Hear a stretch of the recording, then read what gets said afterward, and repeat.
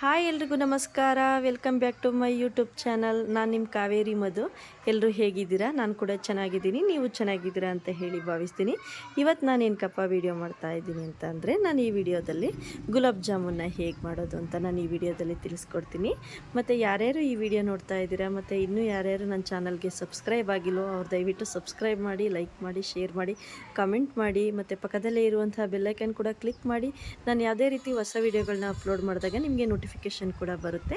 ಬನ್ನಿ ಇವಾಗ ಗುಲಾಬ್ ಜಾಮೂನ್ ಹೇಗೆ ಮಾಡೋದು ಅಂತ ನೋಡೋಣ.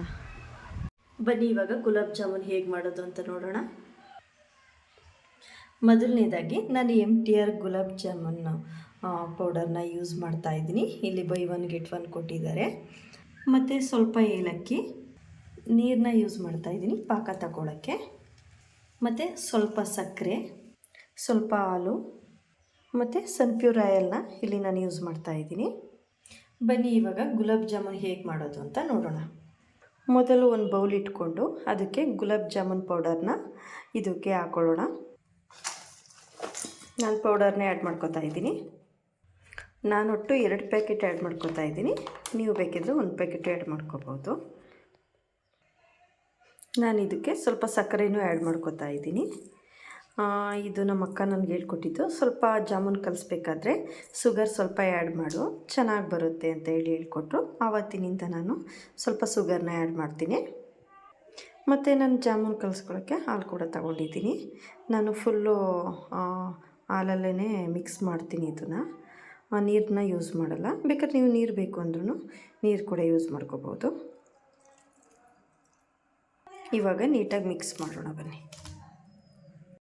ಇವಾಗ ಜಾಮೂನ್ನ ಮಿಕ್ಸ್ ಮಾಡ್ಕೊಂಡಾಗಿದೆ, ನೋಡಿ ಹೇಗಿದೆ ಅಂತ.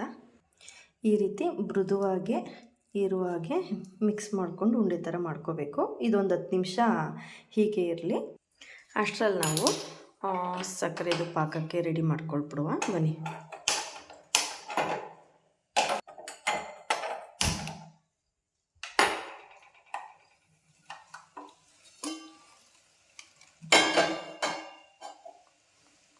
ಒಂದು ಪಾತ್ರೆ ಇಟ್ಕೊಂಡು ಸ್ಟವ್ ಮೇಲೆ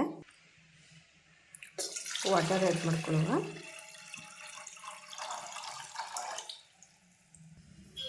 ಸ್ವಲ್ಪ ಸಕ್ಕರೆ ಕೂಡ ಆ್ಯಡ್ ಮಾಡ್ಕೊಳ್ಳುವ.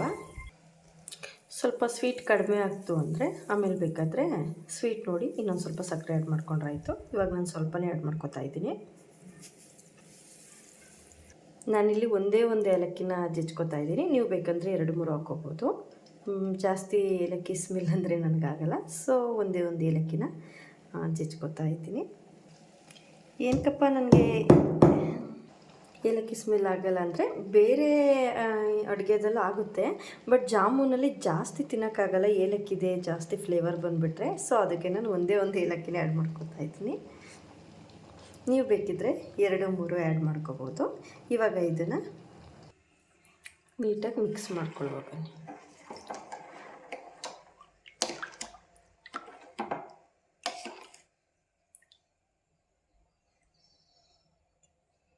ಇದನ್ನು ಇವಾಗ ನೀಟಾಗಿ ಪಾಕ ಬರೋವರೆಗೂ ಕುದಿಸ್ಕೊಳ್ಬೇಕು. ನಮಗೆ ಗೊತ್ತಾಗುತ್ತಲ್ಲ ಎಷ್ಟು ಸ್ವೀಟ್ ಇದೆ, ಏನು ಪಾಕ ಬಂದಿದೆ ಇಲ್ವ ಅಂತ. ಅಲ್ಲಿವರೆಗೂ ಕುದಿಸ್ಕೊಳ್ಳೋಣ.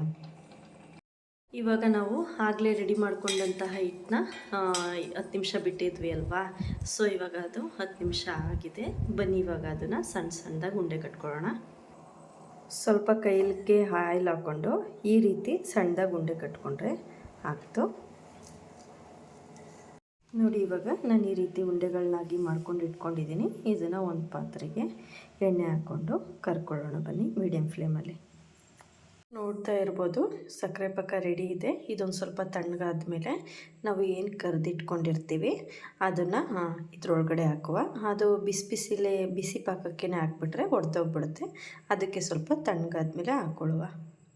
ಬನ್ನಿ ಇವಾಗ ಒಂದು ಸ್ಟವ್ ಮೇಲೆ ಒಂದು ಪಾತ್ರೆ ಇಟ್ಕೊಂಡು ಅದು ಸ್ವಲ್ಪ ಬಿಸಿ ಆದ ನಂತರ ಆಯಿಲ್ ಆ್ಯಡ್ ಮಾಡ್ಕೊಳ್ಳುವ.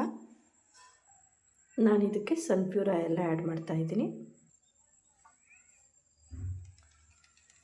ಆಯಿಲ್ ಆ್ಯಡ್ ಮಾಡ್ಕೊತಾ ಇದ್ದೀನಿ. ಸ್ವಲ್ಪ ಆಯಿಲ್ ಆ್ಯಡ್ ಮಾಡ್ಕೊಂಡಾಗಿದೆ. ಇದನ್ನು ಲೋ ಫ್ಲೇಮಲ್ಲೇ ನಾವು ಬಿಸಿ ಮಾಡ್ಕೊಳ್ಳೋಣ, ಜಾಸ್ತಿ ಹೈ ಫ್ಲೇಮಲ್ಲಿ ಬಿಸಿ ಮಾಡ್ಕೋಬಾರ್ದು.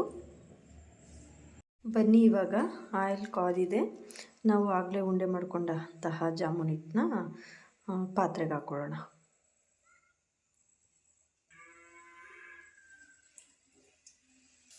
ನಾನು ಸ್ವಲ್ಪ ಸ್ವಲ್ಪ ಹಾಕ್ಕೊಂಡೆ ಬೇಯಿಸ್ಕೊತಾ ಇದ್ದೀನಿ. ಜಾಸ್ತಿ ಹಾಕ್ಕೊಂಡ್ರೆ ಒಂದಕ್ಕೊಂದು ಟೆಚ್ಚಾಗಿ ಹೊಡೆದೋಗ್ಬಿಡ್ತವೆ ಅಂತ ಹೇಳಿ ಇದನ್ನು ಕಡಿಮೆ ಸ್ಲಿಮ್ಮಲ್ಲೇ ನಾವು ಇದು ಮಾಡ್ಕೋಬೇಕು, ಇನ್ನು ಬೇಯಿಸ್ಕೊಳ್ಬೇಕು.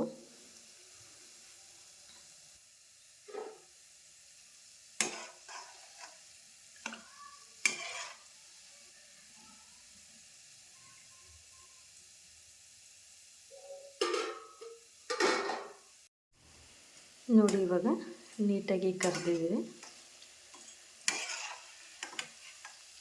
ಇದನ್ನು ಈ ರೀತಿ ಸೋಸ್ಕೊಂಡು ಮತ್ತು ಎಣ್ಣೆ ಎಲ್ಲ ನೀಟಾಗಿ ಇಳಿದ್ಮೇಲೆ ಒಂದು ಪ್ಲೇಟ್ಗೆ ಹಾಕ್ಕೊಳ್ಳೋಣ.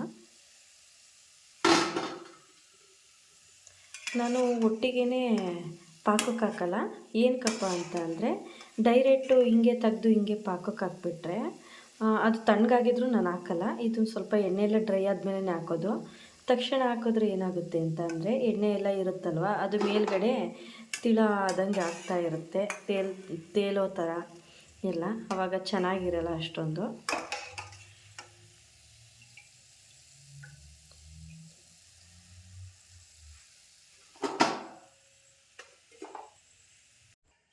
ನೋಡಿ ಇವಾಗ ನೀಟಾಗಿ ಡ್ರೈ ಆಗಿದೆ. ಇದೆಲ್ಲ ನಾನು ಕರೆದಿಟ್ಕೊಂಡಿದ್ದೀನಿ.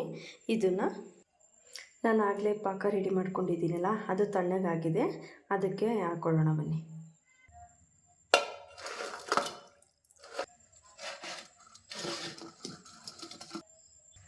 ಇದನ್ನು ಒಂದು ಅರ್ಧ ಗಂಟೆ ಹಾಗೆ ನೆನೆಲಿಕ್ಕೆ ಬಿಡೋಣ. ಒಂದು ಅರ್ಧ ಗಂಟೆ ಆದಮೇಲೆ ತಿಂದರೆ ತುಂಬಾ ಚೆನ್ನಾಗಿರುತ್ತೆ. ಬನ್ನಿ, ಇವಾಗ 1/2 ಅವರ್ ಆಗಿದೆ ಮತ್ತು ಜಾಮೂನ್ ಕೂಡ ರೆಡಿ ಇದೆ. ಇದೊಂದು ಬೌಲ್ಗೆ ಸರ್ವ್ ಮಾಡ್ಕೊಳ್ಳೋಣ. ನೋಡಿ ಇವಾಗ ರುಚಿಕರವಾದ ಜಾಮೂನ್ ರೆಡಿ ಇದೆ. ನೀವು ನಿಮ್ಮ ಮನೆಯಲ್ಲಿ ಟ್ರೈ ಮಾಡಿ ಹೇಗಿತ್ತು ಅಂತ ಹೇಳಿ ನನಗೆ ಕಾಮೆಂಟ್ ಮುಖಾಂತರ ತಿಳಿಸಿ. ಇನ್ನು ನನ್ನ ಚಾನಲ್ಗೆ ಯಾರ್ಯಾರು ಸಬ್ಸ್ಕ್ರೈಬ್ ಆಗಿಲ್ವೋ ಅವರು ದಯವಿಟ್ಟು ಸಬ್ಸ್ಕ್ರೈಬ್ ಮಾಡಿ ಮತ್ತು ಲೈಕ್ ಮಾಡಿ, ಶೇರ್ ಮಾಡಿ, ಕಾಮೆಂಟ್ ಮಾಡಿ. ಪಕ್ಕದಲ್ಲೇ ಇರುವಂತಹ ಬೆಲ್ಲೈಕನ್ ಕೂಡ ಕ್ಲಿಕ್ ಮಾಡಿ. ನಾನು ಯಾವುದೇ ರೀತಿ ಹೊಸ ವೀಡಿಯೋಗಳನ್ನ ಅಪ್ಲೋಡ್ ಮಾಡಿದಾಗ ನಿಮ್ಗೆ ನೋಟಿಫಿಕೇಷನ್ ಬರುತ್ತೆ ಅಂತ ಹೇಳ್ತಾ ಎಲ್ರಿಗೂ ಧನ್ಯವಾದಗಳು. Thank you.